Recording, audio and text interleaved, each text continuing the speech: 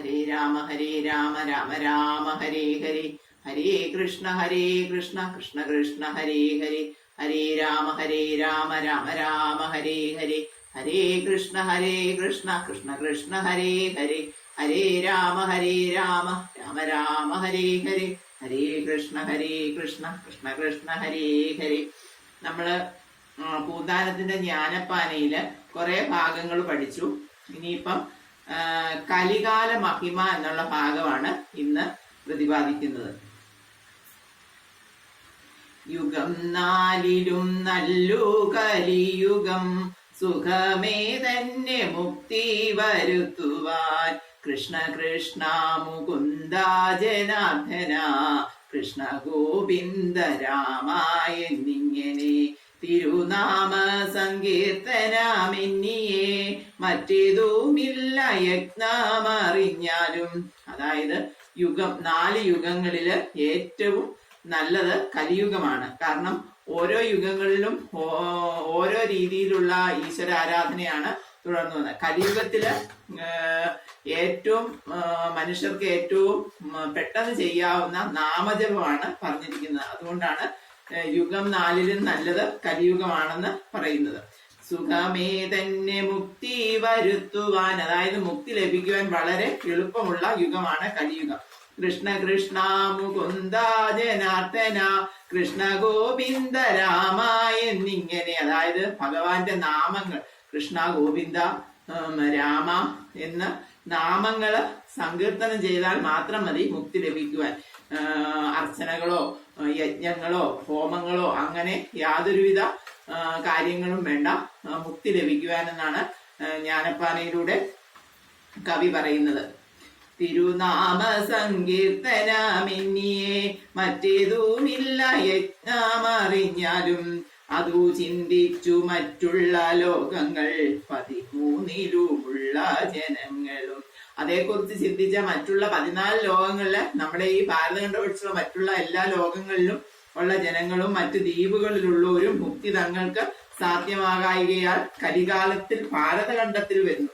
അതായത് മുക്തി ലഭിക്കുന്നതിന് നാമജപമാണ് മാർഗമെന്ന് അറിഞ്ഞുകൊണ്ട് മറ്റുള്ള ദ്വീപുകളിലുള്ളവരും മറ്റുള്ള ഖണ്ഡങ്ങളിലുള്ളവരും എല്ലാം ഭാരതത്തിലേക്ക് വരുന്നു. കലികാലത്തെ ഭാരത ഖണ്ഡത്തെ കലിദാതരം കൈവണങ്ങിടുന്നു, അതിൽ വന്നൊരു പുൽക്കൊടി പുല്ലായിട്ടെങ്കിലും ഇതുകാലം ജനിച്ചു കൊണ്ടിടുവാൻ. അതായത് ഭാരതത്തിൽ വന്ന ഒരു പുൽക്കൊടിയായിട്ട് ജനിക്കുന്നത് ഒരു പുണ്യമായിട്ടാണ് കരുതപ്പെടുന്നത്. ഇതുകാലം ജനിച്ചു കൊണ്ടിടുവാൻ യോഗ്യത വരുത്തിയിടുവാൻ തക്കൊരു ഭാഗ്യം പോരാതെ പോയല്ലോ ദൈവമേ. അതായത് ഒരു പുൽക്കൊടിയായിട്ടെങ്കിലും ഭാരതത്തിൽ വന്ന് ജനിക്കാൻ ഭാഗ്യം കിട്ടിയില്ലല്ലോ എന്ന് പരിതപിച്ചുകൊണ്ട് മറ്റുള്ള ഖണ്ഡങ്ങളിൽ നിന്നും മറ്റുള്ള ദ്വീപുകളിൽ നിന്നും ഒക്കെ ആൾക്കാർ ഏഷ്യ ഭൂഖണ്ഡത്തിലെ ഭാരതത്തിലേക്ക് വന്ന് വിദ്യ അഭ്യസിക്കുകയും അതുപോലെ നാമം ജപിച്ച് മുക്തി നേടുകയും ചെയ്യുന്നു. ഭാരതഖണ്ഡത്തിൽ പിറന്നൊരു മനുഷ്യർക്കും കലിക്കും നമസ്കാരം. അതായത് കലി ഭാരത ഭൂഖണ്ഡത്തിലാണുള്ളത്. കലിക്കും അതുപോലെ കലിയെ നിഗ്രഹിക്കാനായിട്ട് കൽക്കി ജനിക്കുന്നത് ഭാരതഖണ്ഡത്തിലാണെന്നാണ് പറയപ്പെടുന്നത്. അതായത് പരീക്ഷിത്ത് രാജാവ് അവസാനം പരീക്ഷിത്താണ് കലിയെ അടക്കിയ രാജാവ്. അപ്പം കലിക്ക് 4 സ്ഥാനങ്ങൾ നൽകി പരീക്ഷിത്ത് വിടുകയായിരുന്നു. അങ്ങനെ വിട്ട് കലിക്ക് ഇരിക്കാൻ 4 സ്ഥാനങ്ങളാണ് നൽകിയിരിക്കുന്നത്. ആ 4 സ്ഥാനങ്ങളിൽ മാത്രമേ കലി ഇരിക്കാൻ പാടുള്ളൂ എന്ന് പ്രത്യേക നിബന്ധനയുണ്ട്. അങ്ങനെയുള്ള കലിയുള്ള ഈ ഭാരതഖണ്ഡത്തിൽ വന്ന് ജനിച്ച് നാമം ജപിച്ച് കലിയെ അടക്കി നമുക്ക് മുക്തി ലഭിക്കുന്നു. മനുഷ്യർക്കും കലിക്കും നമസ്കാരം എന്നെല്ലാം പുകഴ്ന്നിടുന്നു മറ്റുള്ളോർ എന്നതെന്തിനു നാം പറഞ്ഞിടുന്നു. അങ്ങനെ എല്ലാവരും ഭാരതഖണ്ഡത്തെ കുറിച്ച് കലിയെക്കുറിച്ചും വളരെയധികം പുകഴ്ത്തിയിടുന്നു. എന്തിന്റെ കുറെ കാലമിന്നു കലിയുഗമല്ലയോ, ഭാരതമി പ്രദേശവുമല്ലയോ, നമ്മളെല്ലാം നരന്മാരുമല്ലയോ, ചെമ്മെ നന്നായി നിരൂപിപ്പിനെല്ലാരും. കാലം ഇത് കലിയുഗമാണ്, ഭാരതമാകുന്ന പ്രദേശവുമാണ്, നമ്മളെല്ലാം നരന്മാരുമാണ്. പിന്നെ എന്തിനാണ് നമ്മളെ ഇങ്ങനെ ഓരോന്ന് ചിന്തിച്ചിരിക്കുന്നത്? ഹരിനാമങ്ങളില്ലാതെ പോകയോ, നരകങ്ങളിൽ പേടി കുറകയോ, നാവു കൂടാതെ ജന്മമതാകയോ, നമുക്കിനി വിനാശമില്ലായകയോ, കഷ്ടം കഷ്ടം നിരൂപണം കൂടാതെ ചുട്ടുതിന്നുന്നു ജന്മം പഴുതേ നാം.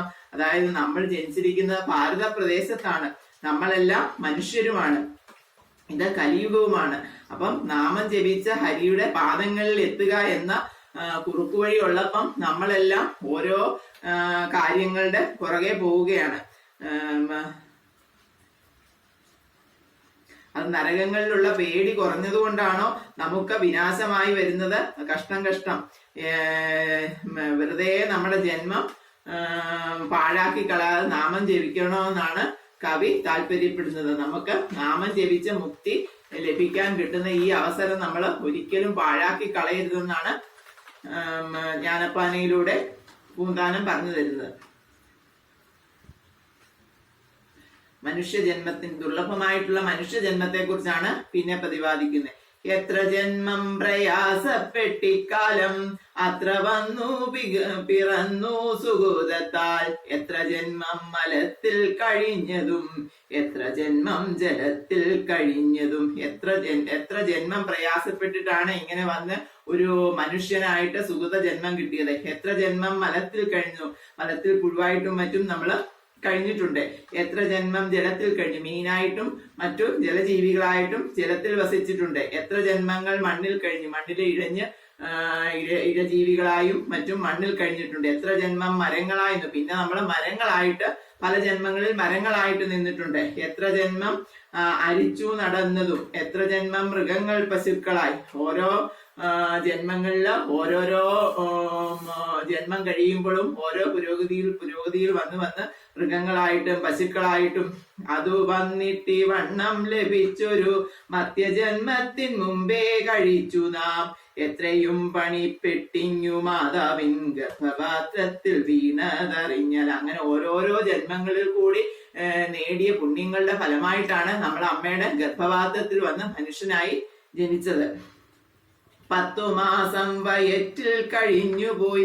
10 മാസം ജനിച്ചിട്ട് 10 മാസം അമ്മയുടെ വയറ്റിൽ കിടന്ന് പോയി. 10-12 ഉണ്ണിയായിട്ടും പോയി. 12 വയസ്സ് വരെ ഉണ്ണിയായിട്ട് പോയി. ഒരു കാര്യമില്ലാതെ കളിച്ചും ചിരിച്ചും നടന്ന് ഉണ്ണിയായിട്ടും പോയി. തന്നെത്താൻ അഭിമാനിച്ചു പിന്നിടം തന്നെത്താൻ അറിയാതെ കഴിയുന്നു. എത്ര കാലമിരിക്കുമിനി എന്നും സത്യമോ നമുക്ക് ഇതുമൊന്നില്ലല്ലോ. ഇനി എത്ര കാലം ഇരിക്കുമെന്നുള്ളതൊന്നും നമുക്ക് പറയാൻ പറ്റുന്ന കാര്യമല്ല. നീർപ്പോള പോലുള്ള ഒരു ദേഹത്തിൽ വീർപ്പു മാത്രമുണ്ടിങ്ങനെ കാണുന്നു. നീർപ്പോള പോലെ, അതായത് ജലകുമിളകൾ പോലെയുള്ളതാണ് ഈ ജീവിതം. ഈ ദേഹത്തിൽ വീർപ്പു മാത്രമുണ്ടിങ്ങനെ കാണുന്നു. ഒട്ടറിയാതെ പാടുപെടുന്നേരം നേർത്തു പോകുമതെന്നേ പറയാവൂ. അത്രമാത്രമായിരിക്കുന്ന നേരത്തു കീർത്തിച്ചിടുന്നതില്ലാതിരുനാമം. അതായത് നീർപ്പോള പോലെ ഉള്ള ജീവിതമാണ്. ആ ജീവിതത്തിൽ നമ്മൾ എത്ര കാലം ഉണ്ടെന്ന് പറയാൻ പറ്റുകയില്ല. കിട്ടുന്ന അവസരങ്ങളിലൊക്കെ നാമജപത്തോടുകൂടി നമ്മൾ ജീവിക്കുക. അതായത് നമുക്ക് നാമജപത്തിന് വേണ്ടി ഒരു സമയം മാറ്റി വെക്കാനില്ല എങ്കിൽ പോലും ഉള്ള സമയം നമുക്ക് കിട്ടുന്ന കർമ്മങ്ങൾ ചെയ്യുന്നതിനിടയ്ക്കും അങ്ങനെ ഓരോ കാര്യങ്ങൾ ചെയ്യുന്നതിനിടയ്ക്കുള്ള കുറച്ച് സമയത്തെങ്കിലും ഹരിനാമം ജപിക്കുക. രാമ എന്ന 2 അക്ഷരം ജപിച്ചാൽ മതി. അതിനുള്ള സമയം നമ്മൾ കണ്ടെത്തണമെന്നാണ് ഈ മനുഷ്യജന്മത്തിന്റെ ദൗർലഭ്യത്തെ കുറിച്ചും, അതായത് ദുർലഭമായി കിട്ടുന്ന ജന്മങ്ങളിൽ ഒന്നാണ് മനുഷ്യജന്മം. മനുഷ്യർക്ക് മാത്രമേ നാമം ജപിക്കാൻ പറ്റൂ. അതുകൊണ്ടാണ് പറയുന്നത് ഒച്ചത്തിൽ നാമം ജപിക്കണം. നമ്മുടെ നാമത്തിന്റെ ഒച്ച സൗണ്ട് എവിടെ വരെ, എത്ര ഫ്രീക്വൻസിയിൽ എവിടെ വരെ ചെല്ലുന്നുവോ ആ ചുറ്റുപാടിലുള്ള എല്ലാ ജീവജാലങ്ങൾക്കും ആ നാമത്തിന്റെ ഫലം കിട്ടും. അതുകൊണ്ടാണ് മനസ്സിൽ ജപിക്കാതെ ഇച്ചിരി ഒച്ചത്തിൽ, സന്ധ്യയ്ക്കൊക്കെ ഒച്ചത്തിൽ നാമം ജപിക്കണമെന്ന് പറയുന്നത്.